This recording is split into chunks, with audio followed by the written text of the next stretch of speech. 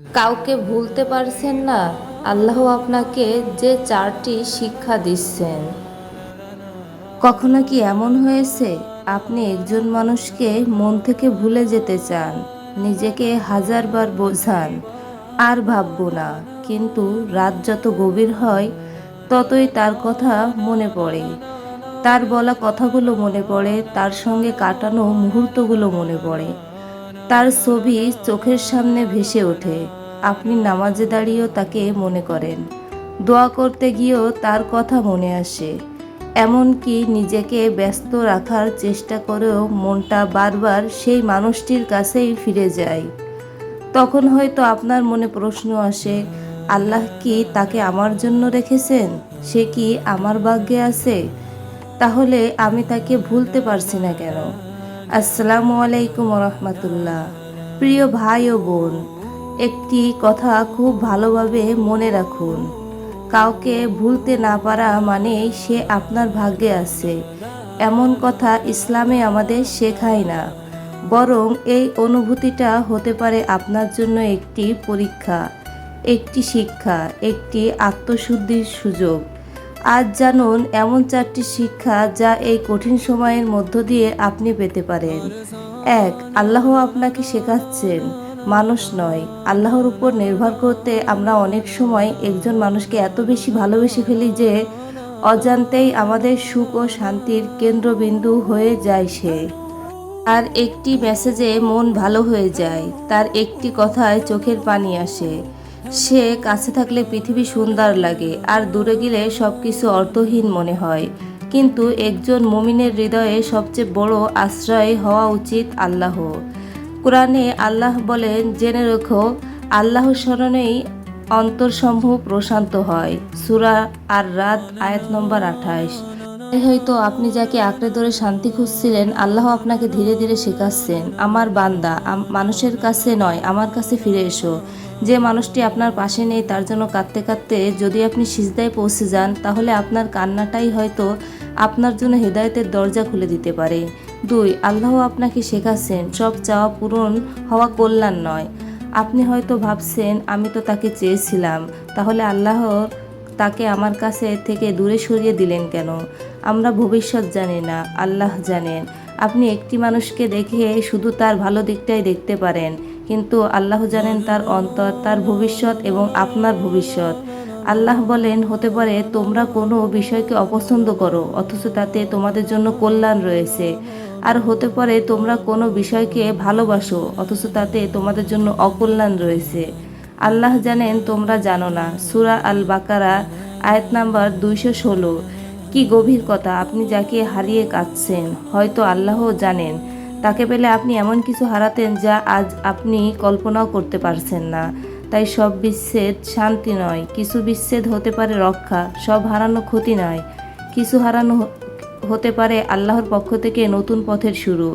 3. আল্লাহ আপনাকে শেখাচ্ছেন আপনার হৃদয়কে হালাল পথে প্রচারিত করতে। ভালোবাসা নিজে অপরাধ নয়, মানুষের প্রতি টান অনুভব করাও স্বাভাবিক। কিন্তু প্রশ্ন হলো, এই ভালোবাসা মানুষকে কোথায় নিয়ে যাচ্ছে? নামাজের দিকে, নাকি নামাজ থেকে দূরে? আল্লাহর স্মরণের দিকে, নাকি গুনাহর দিকে? সবরের দিকে, নাকি অস্থিরতার দিকে? যদি কোনো সম্পর্ক আপনাকে আল্লাহর অবাধ্যতার দিকে নিয়ে যায়, তাহলে একজন মুমিনকে নিজের হৃদয়কে নিয়ন্ত্রণ করতে হবে। রাসূল সাল্লাল্লাহু আলাইহি ওয়াসাল্লাম বলেছেন, হে যুবক সম্প্রদায়, তোমাদের মতো যে বিবাহের সামর্থ্য রাখে সে যেন বিবাহ করে। সহিহ বুখারী ও সহিহ মুসলিম। অর্থাৎ ভালোবাসাকে ধ্বংস করতে নয়, বরং হালাল পথে পরিচালিত করতে ইসলাম শিক্ষা দেয়। আপনি যদি কাউকে সত্যি চান এবং সম্পর্কটি বৈধ হওয়ার সুযোগ থাকে, তাহলে আল্লাহর কাছে দোয়া করুন, সঠিক পথে চেষ্টা করুন। আর যদি সেই সম্পর্ক আপনার জন্য কল্যাণকর না হয়, তাহলে বলুন, হে আল্লাহ, আমার মন যা চায় তা নয়, আমার জন্য যা কল্যাণকর সেটাই আমাকে দিন। এই দোয়াটি আপনার হৃদয়কে বদলে দিতে পারে। 4. আল্লাহ আপনাকে শেখাচ্ছেন, ছেড়ে দেওয়া ও কখনো ইবাদত। সবচেয়ে কঠিন বিষয় কি জানেন? কাউকে ভালোবেসেও তার জন্য ভালো কিছু চাওয়া, কাউকে নিজের জীবনে না পেয়েও তার জন্য দোয়া করা, আর কখনো কখনো নিজের হৃদয়কে বলা, যদি সে আমার জন্য না হয় হলে হে আল্লাহ আমার হৃদয় থেকেও তাকে সরিয়ে দিন। এটা খুব কঠিন, কিন্তু তাওয়াক্কুল মানে শুধু নিজের ইচ্ছা পূরণের জন্য আল্লাহর কাছে চাওয়া নয়। তাওয়াক্কুল মানে আল্লাহ যা সিদ্ধান্ত নেবেন শেষ পর্যন্ত সেটার উপর সন্তুষ্ট থাকার চেষ্টা করা।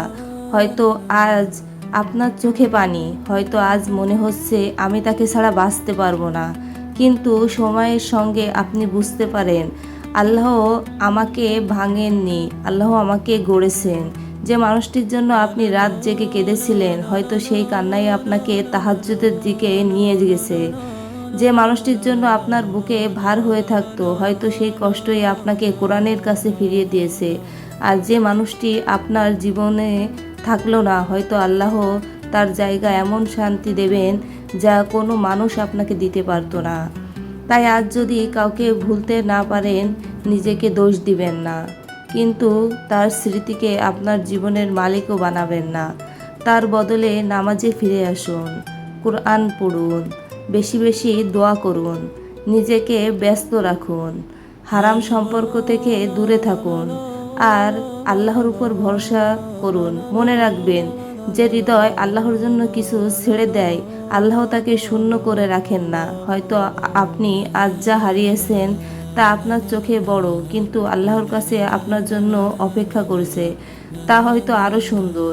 তাই আজ চোখের পানি মুছে বলুন, হে আল্লাহ, আমি যাকে চাই তাকে নয়, আমি আপনাকে চাই। আমার হৃদয়কে আপনার দিকে ফিরিয়ে দিন।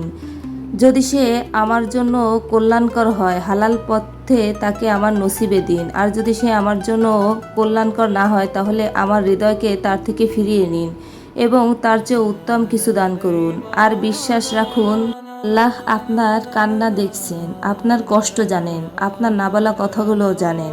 আপনি শুধু তার দিকে ফিরে আসুন, কারণ কখনো কখনো যাকে আমরা হারানো মনে করি সেটাই হয়তো আল্লাহর পক্ষ থেকে আমাদের রক্ষা। আর কখনো কখনো একজন মানুষকে ভুলতে গিয়ে আমরা আমাদের রবকে খুঁজে পাই। তাই আজ থেকে একটি কথা মনে রাখুন, সে আমার ভাগ্যে আছে কিনা এটা আমার চিন্তার বিষয় নয়। আমার চিন্তার বিষয় হলো আমি যেন আল্লাহর কাছে হারিয়ে না যাই।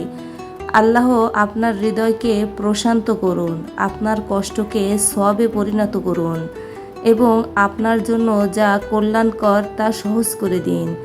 আমিন।